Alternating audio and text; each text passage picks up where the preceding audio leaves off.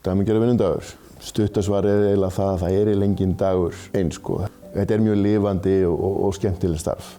Það geta alveg komið upp krefjandi aðstæður og það svona skiptir máli hvernig maður bregst við þeim aðstæðum hverju sinni af því að þetta er allt mismunandi persónur og leikendur þannig að maður verður oft svona að vera svolítið á tánum og svolítið svona viðbúinn öllum mögulegum mismunandi aðstæðum. Það er örugglega mikill munur á kröfunum í kennarastarfinu í dag og fyrir einhverjum x tíma síðan. Tæknin er meiri, hraðin er meiri, nálægðin er meiri. Það er búið að stytta framhaldsskólann í 3 ár og kröfur á bæði nemendur og kennara hafa bara aukist. Já, mér finnst áminningarskylda vera mikilvægur öryggisvendill.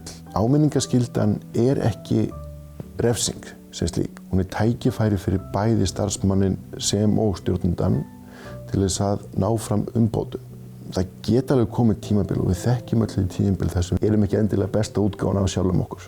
Og þegar þær aðstæður skapast, þá er áminning frekar tæki fyrir starfsmanninn til að bæta sig og þannig frekar til þess fallin að geta skapa traust á milli starfsmanns og stjórnanda, miklu frekar heldur en eiginlega refsing. Kennarar eiga að miðla þekkingu, kennarar eiga að efla gagnrýna hugsun, kennarar eiga að koma á stað upplýstri umræðu. Ef kennari veigra sér við því að koma á stað umræðu erfið eða viðkvæm mál vegna þess að hann geti farið óttast starfsöryggi sitt í kjölfarið, þá erum við bara komandi mjög hættulega brautir og þá erum við að rýra gæði menntunar á Íslandi. Það er svo mikilvægt að hafa áminninguna sem svona öryggisventil fyrir kennarann þegar við erum að fjalla svona umdeild mál. Við erum öll mannleg. Góð áminning sjálfsögð réttindi.